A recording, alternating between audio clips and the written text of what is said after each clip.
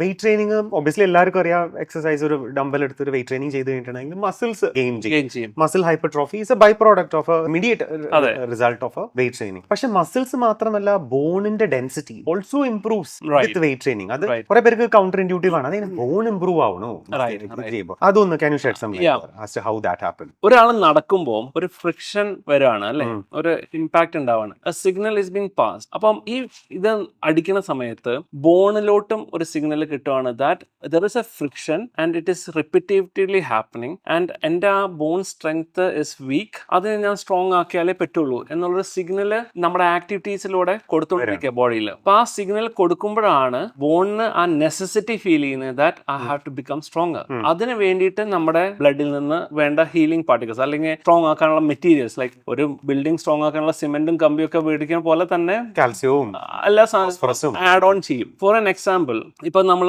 കുറെ നാൾക്ക് ശേഷം ഓടാൻ തുടങ്ങി, അപ്പൊ എല്ലാവരും പറയുന്നതാണ് ഷിൻ പെയിൻ. ഒരു പെർട്ടിക്കുലർ പോയിന്റിൽ ഒരു പെയിൻ എടുക്കും, അത് കാരണം എനിക്ക് വയ്യ, അതോട് ഞാൻ ഓട്ടം നിർത്തി. അല്ലെങ്കിൽ ഷൂവിന്റെ പ്രശ്നമാണോ, അല്ലെങ്കിൽ ഗ്രൗണ്ടിന്റെ പ്രശ്നമാണോ? അല്ല, it's just because your bone is not strong enough to absorb that kind of a shock. അപ്പോൾ ചില പോയിന്റുകളിൽ അത് മൈക്രോ ഫ്രാക്ചേഴ്സുകൾ സംഭവിക്കും. അതിന് ഹീൽ ചെയ്യുന്ന ഒരു പീരീഡ് ആണ്. അതിനുവേണ്ടി നമ്മൾ നിർത്തിയിട്ട് കാര്യമില്ല. ഇന്റൻസിറ്റി കുറച്ചൊന്ന് കുറച്ച് വീണ്ടും we have to push it forward so that your bone is being prepared to absorb that intensity.